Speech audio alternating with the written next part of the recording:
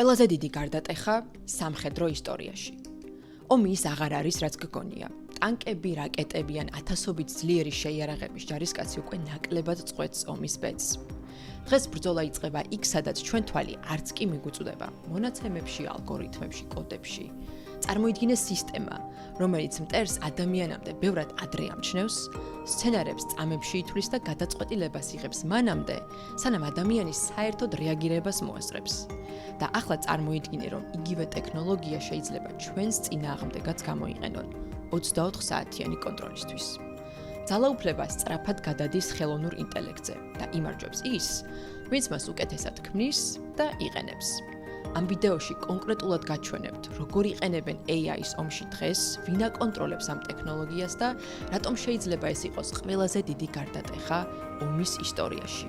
და სანამ დავიწყებთ, არ დაგავიწყდეთ არხის გამოწერა. მე ვარ ქეთევან ჭინჭარაძე და ეს არის დამოუკიდებელი ანალიტიკური ინიციატივა ცნობისთვის.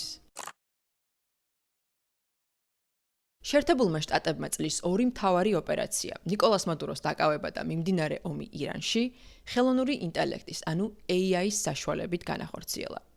ამერიკელი სამხედროები AI-ს 3 ძირითადი მიმართულებით იყენებენ. პირველი, სამიზნეების ამოცნობა. AI შეუძლია უზარმაზარი რაოდენობის სატელიტური და დრონული მასალები წუთებსა და წამებში გაანალიზოს, ამოიცნოს ახალი შენობები, დააფიქსიროს უცნაური გადაადგილების კანონზომიერება ან აქტივობა ობიექტებზე. მეორე, სცენარების სიმულაცია. თანამედროვე ტექნოლოგია შეუძლია უმოკლეს დროში დათვალოს რისკები და მოსალოდნელი შედეგები. რა მოხდება თუ ამას ვიზამთ, თუ აქ დავარტყამთ, როგორ უპასუხებს მტერი იქ და ასე შემდეგ. ასეთი სცენარების გადამუშავება AI შეუძლია მილიონობით და შემდეგ მათგან სტატისტიკურად ყველაზე ხელსაყრელი ვარიანტის გამორჩევა. მესამე, სადაზვერვო ინფორმაციის კომპლექსური ანალიზი. AI აერთიანებს სიგნალებს, სენსორებს, ანგარიშებსა და მონაცემებს ერთ მთლიან სურათში და მუდმივად ანახლებს ამ ინფორმაციას ახალი სიგნალების მიხედვით. და რა არის ამ 3 კომპონენტის შედეგი? გადაწყვეტილების უპირატესობა. ის, რასაც ადრე კვირები სჭირდებოდა სამხედრო დაგეგმვაში და ათობით მაღალკვალიფიციური სარდალი, დღეს ეს ხდება უსწრაფესად. მაგრამ ვინც აქტიურად ვიყენებთ ხელოვნურ ინტელექტს, მაგალითად ჩატბოტებს, როგორიცაა ChatGPT, Gemini, Claude თუ სხვა, კარგად ვიცით, რომ ისინი მარტივ შეკითხვაზე პასუხის დროსაც კი უამრავ შეცდომას უშვებენ და ხშირად ქართულად გამართული წინადადების დაწერაც კი უჭირთ. და აქ ჩნდება მთავარი კითხვა. თუ ChatGPT-ის მიერ მოწოდებულ უწყინარ ინფორმაციასაც ვერ ვენდობით ბოლომდე, მაშინ როგორ უნდა ვენდოთ მსგავს ტექნოლოგიას სამხედრო მიზნების მისაღწევად? აქ პასუხი მარტივია. AI, რომელსაც მე და თქვენ ვიყენებთ, არ არის იგივე, რასაც სამხედროები იყენებენ და ეს ალბათ არც ისე გასაკვირია. ზოგადად ისტორიის მანძილზე ომი, თავდაცვა და უსაფრთხოება იყო და არის ინოვაციების ყველაზე დიდი მამოძრავებელი ძალა. ინტერნეტით სწორედ ამ მოტივით შეიქმნა და მას სამხედროები მანამდე იყენებდნენ, სანამ ჩვეულებრივი მოქალაქეების ხელში გადმოვიდოდა. და ვინ დგას ამერიკის სამხედრო AI-ის მიღმა? ყველაზე მთავარი მოთამაშეა კომპანია Anthropic და მისი დიდი ენობრივი მოდელი Claude. Wall Street Journal-ის ინფორმაციით, პენტაგონმა სწორედ Anthropic-ის Claude გამოიყენა ვენესუელას პრეზიდენტის ნიკოლას მადუროს დაკავების ოპერაციაში და შემდეგ ირანში თავდასხმებისთვის. Anthropic არის პირველი კომპანია, რომელმაც შექმნა სპეციალური ეროვნული უსაფრთხოების მიზნებზე მორგებული AI.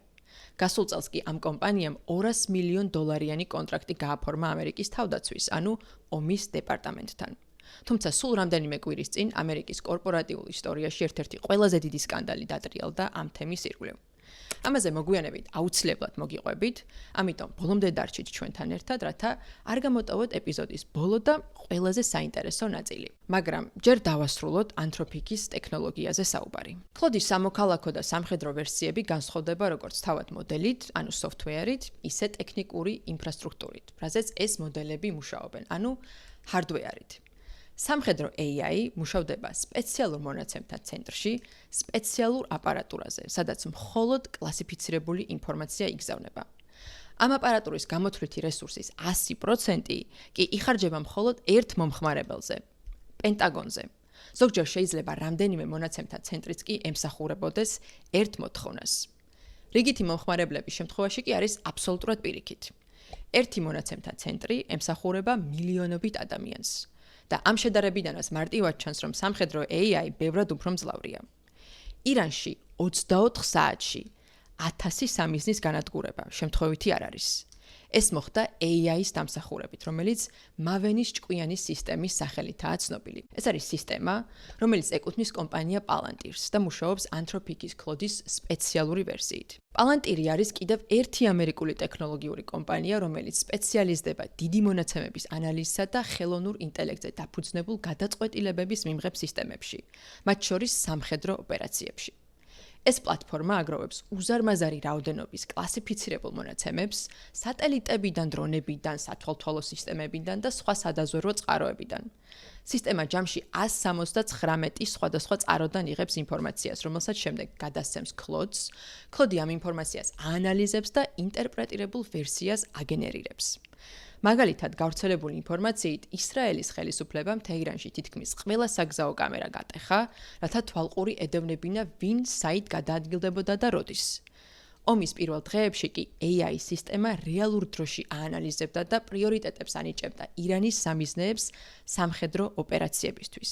ადგენდა ზუსტ კოორდინატებს და ალაგებდა მათ მნიშვნელობის მიხედვით. როგორც ხედავთ, სამოქალაქო AI და სამხედრო AI ერთმანეთისაგან დღე და ღამესავით განსხვავდება. და უნდა გვესმოდეს, რომ AI-ის გამოყენება ომში მხოლოდ ამერიკის საკითხი არ არის. ნატომაც გააფორმა კონტრაქტი Palantir-თან გასულ წელს და ისიც მუშაობს თავისი მავენის მსგავს სისტემაზე. და რა თქმა უნდა, ჩინეთიც არ დააყოვნებს. მავენისა და Claude-ის გაერთიანება არის ისტორიული მომენტი. ის, რასაც ადრე კვირები სჭირდებოდა და ათასობით სამხედრო, ახლა რეალურ დროში ხდება. ადამიანის მინიმალური ჩარევით. შეიძლება იფიქროთ, რომ ეს ყველაფერი Anthropic-ისა და Claude-ის უდიდესი წარმატებაა. დიდი ტექნოლოგიური გამარჯვება, AI, რომელმაც ომის წესები შეცვალა. მაგრამ თავად Claude-ის შემქმნელები ასე არ აღიქვამენ.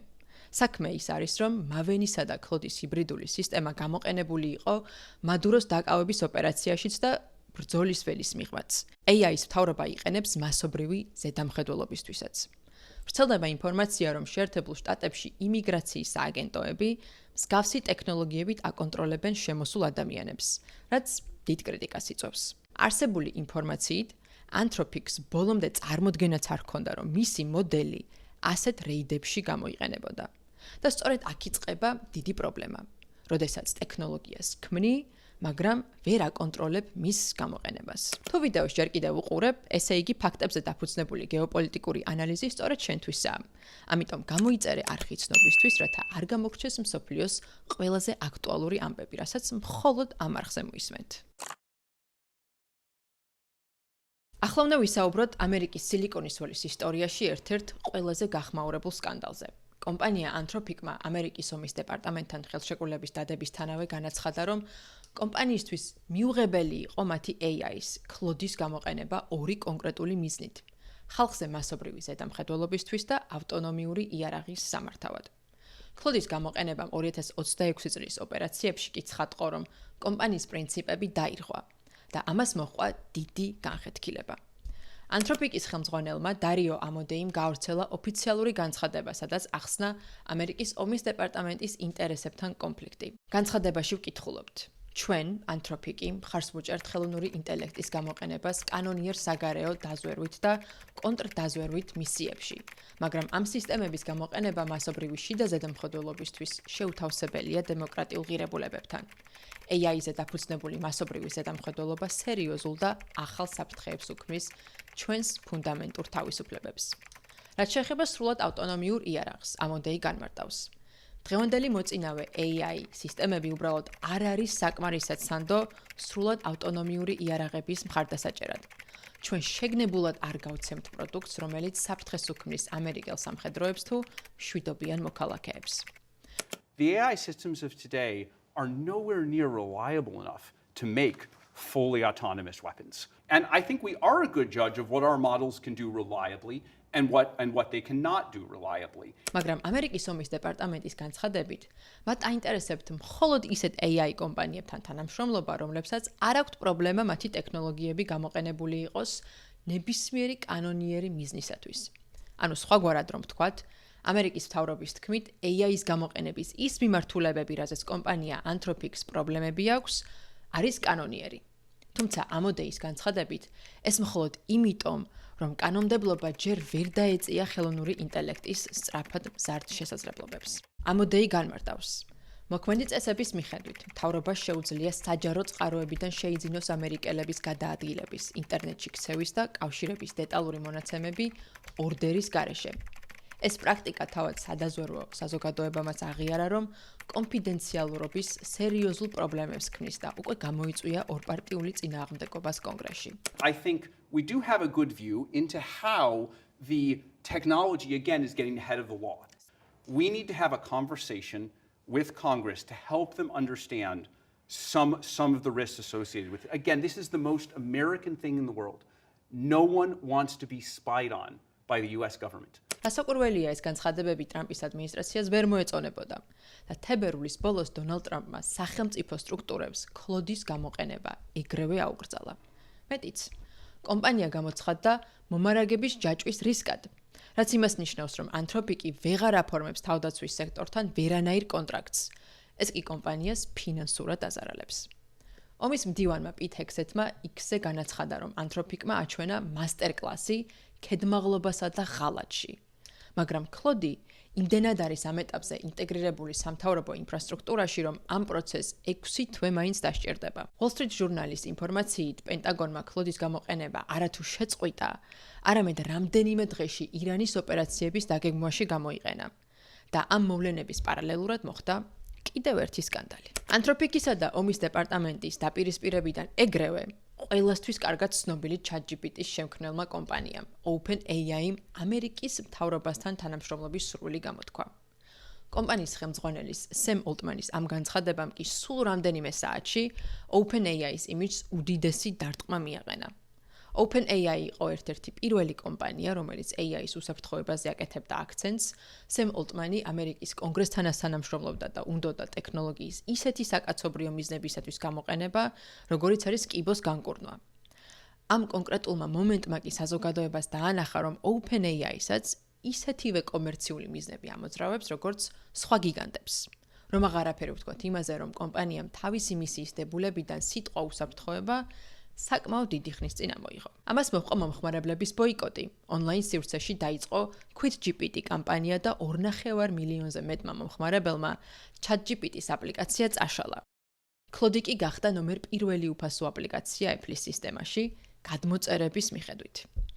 მილიონობით მომხმარებლის დაკარგვისა და დიდი რეპუტაციული ზიანის შემდეგ სემ ოლტმანმა OpenAI-ის შეთანხმებას ომის დეპარტამენტთან უწოდა ნაჩქარევი. და აღიარა, რომ ეს ყველაფერი არც ისე კარგად გამოიყურება. და სკანდალის ფონზე კონტრაქტის დებულებების შეცვლა და ცოტა გამკაცრებაც მოუწია. კომპანიის ოფიციალურ განცხადებაში ნათქვამია. ჩვენი პროდუქტი არ იქნება გამოყენებული შიდა ზედამხედველობისთვის შეერთებული შტატების პირებზე. ჩვენი სერვისები არ იქნება გამოყენებული ომის დეპარტამენტის სადაზვერვო უწყებების მიერ. როგორიცაა NSA. ამ უწყებებისთვის ნებისმიერი მომსახურების გაწევა საჭიროებს ახალ, ცალკე შეთანხმებას. მაგრამ OpenAI-სთან დაკავშირებული სკეპტიციზმი საზოგადოებაში რჩება. ისიც ცნობილია, რომ OpenAI-ის მოდელები Anthropic-ის Claude-ს ბევრად ჩამორჩება. ყოველ შემთხვევაში ჯერჯერობით. კომპანია Anthropic-მა ომის დეპარტამენტს სასამართლოში უჩივლა. Anthropic-ი ამტკიცებს, რომ ხელისუფლება მასზე უკანონო ზეწოლას ახორციელებს იმის გამო, რომ კომპანია ცდილობს შეზღუდოს თავისი ტექნოლოგიის სამხედრო გამოყენება. თავის მხრივ კი ტრამპის ადმინისტრაცია ამტკიცებს, რომ კომპანია სამხედრო პოლიტიკაში ჩარევას ცდილობდა.